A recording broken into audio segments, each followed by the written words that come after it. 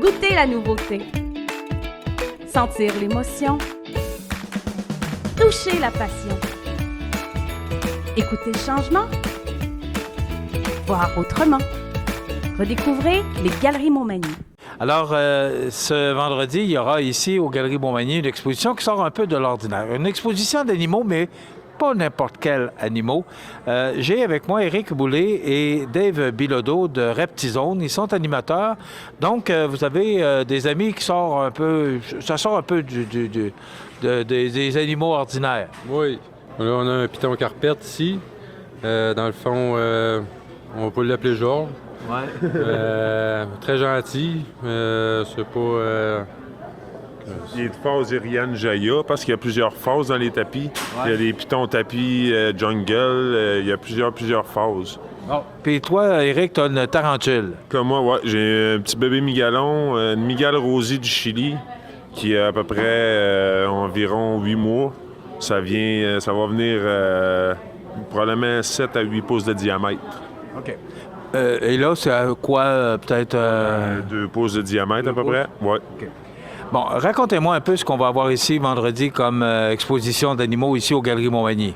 Ce qu'on va avoir, c'est qu'on va avoir au-dessus d'une vingtaine de reptiles. On va avoir des amphibiens, on va avoir des arachnides, on va avoir des varanidés aussi. On va probablement même avoir un alligator. Puis on va faire de la manipulation, de la sensibilisation au monde pour démystifier les mythes. Puis surtout, moi, avec les araignées, j'aime bien le monde qui ont des phobies pour essayer de les enlever, comprendre d'où ce que viennent les phobies pour essayer de les enlever parce que, franchement, je comprends le monde qui ont peur parce que c'est ancré dans nos têtes depuis des décennies, mais il n'y a vraiment pas de raison d'avoir peur d'une petite bébite comme ça. OK. Peut-être pas de cette petite bébite-là, mais de celle-là, bon, on a entendu beaucoup de choses sur les serpents, sur les reptiles. Ouais. Puis juste un peu avant l'entrevue, on parlait, bon, c'est un mythe, et les gens ont peur, mais il n'y a pas de raison d'avoir peur. Alors rassure-moi, Éric. Oui, il n'y a vraiment pas de raison d'avoir peur. Comme le monde, ils vont sûrement me reconnaître, j'ai fait l'objet d'une polémique au Parc Saint-Nicolas il y a à peu près 2 ans, quand il y a eu l'incident au Nouveau-Brunswick d'un python de Birmanie qui aurait tué supposément 2 enfants. Mais ça a été... le cas est classé, dans le fond, ça a été une négligence criminelle parce que le serpent lui-même, c'est impossible qu'il tue 2 proies en même temps. Fait que pour qu'il prenne une proie dans un lit, que l'autre enfant soit couché aux côtés, c'est impossible que l'autre enfant se réveille pas. Puis il peut pas mordre les 2 en même temps parce que vu que ça n'a pas de jambes, ça n'a pas de main, pour constricter, ça n'a pas le choix d'agripper avec sa bouche. Okay. Puis ils ont les dents recourbées, fait que c'est pour ça que ça sort plus. Mais Éric, dis-moi, est-ce que c'est vraiment dangereux? Dangereux. C'est dangereux pour les proies qui mangent. Mais pour l'humain, il n'y a pas vraiment de danger. Tout ce que ça recherche, c'est la chaleur. Si un animal comme ça, lui, on appelle ça un animal qui est tame. Tame, ça veut dire qu'il est habitué de se faire manipuler. Le monde pose souvent la question, est-ce qu'il aime ça, se faire flatter? Est-ce qu'il aime ça, se faire manipuler? Non, il n'y a pas de sentiment, il n'aime pas ça. Il est juste conditionné à faire ça. Okay. C'est du conditionnement, dans le fond. Mais est-ce que c'est la façon de l'élever? Parce que ça se fait, l'élevage du serpent? Je vous dirais l'élevage. C'est plus la manipulation qui va faire que ton animal, il va être tame, comme je disais tantôt, qui va être docile, manipulable, puis qui ne sera pas trop stressé. Parce que si tu le laisses chez vous, puis tu fais juste lui donner à manger, lui, tout ce qu'il voit, ta main rentrer, c'est de la bouffe. Fait qu'il n'est pas habitué à se faire manipuler. Aussitôt tu vas venir pour le prendre, il va penser que c'est de la bouffe, fait que là, tu risques de te faire mordre. OK. Et quand ça mord, ça mord? Quand ça mord, ça fait mal parce qu'ils ont les dents recourbées par en dedans pour pas que la prise sorte. OK. Ouais, est-ce que ça peut... qu'est-ce que ça peut faire comme dommage? Ouais, je vous dirais une morsure parce que lui, j'ai déjà été mordu à cause d'une gaffe que moi j'ai faite.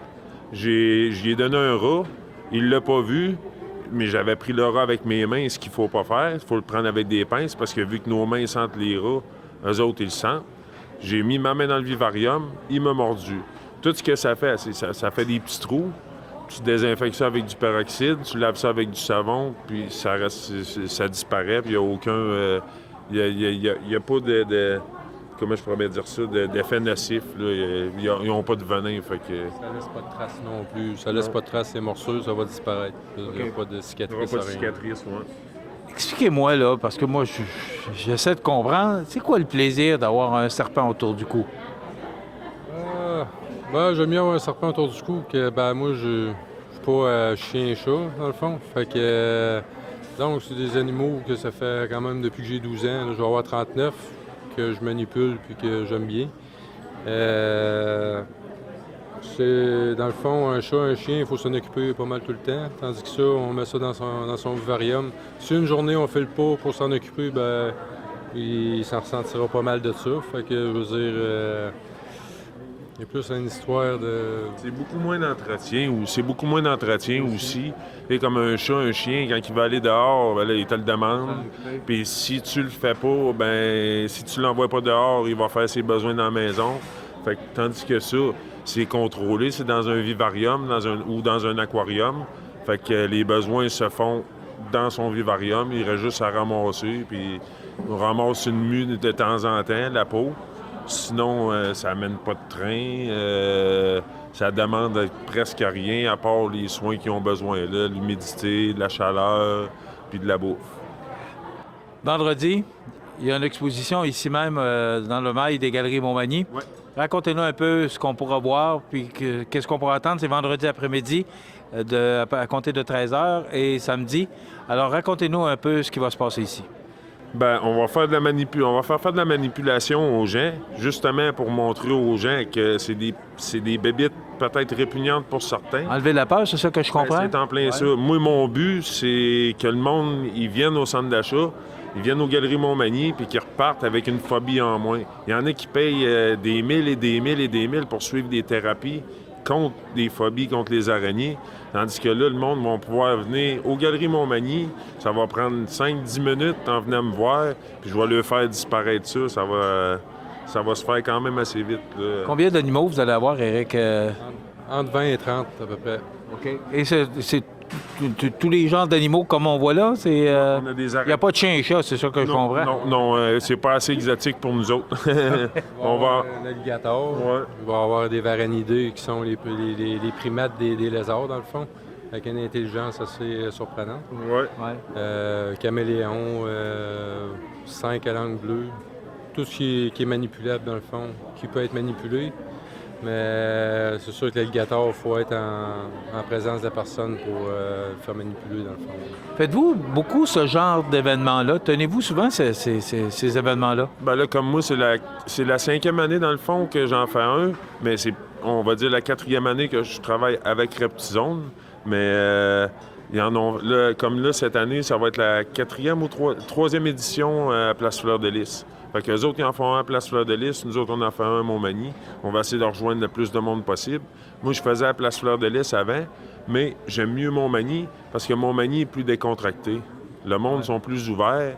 On peut se promener autour des tables, tandis qu'à Québec, il faut que tu restes en arrière des tables. Il y a moins de manipulation. Puis moi, au début, j'ai commencé pour ça. Pour faire manipuler le monde, les animaux qu'il n'aurait jamais pensé être capable de manipuler, puis pour enlever des phobies. Puis ici, on a plus le temps de jaser avec les personnes, puis de prendre le temps justement d'expliquer comme il faut. Au lieu de Québec, on n'a pas le temps pendant tout. OK. Alors, ça se passe ici. C'est aux Galeries Montmagny. De toute façon, vous voyez, c'est l'exposition Reptiles et compagnie. C'est les 15 et 16 avril. C'est vendredi de 13h à 20h30 et samedi de 9h à 16h. Ça se passe ici, dans le mail des Galeries Montmagny. Donc, Éric Boulay et Dave Bilodeau, merci d'avoir été avec nous de Reptizone. Puis, on va vous laisser avec vos amis. Puis, j'invite les gens à venir faire un tour. Ce sera quand même quelque chose à voir. Ça se passe en fin de semaine, les 15 et 16 avril, ici même, dans le mail des Galeries Montmagny. Merci, les gars. Merci beaucoup.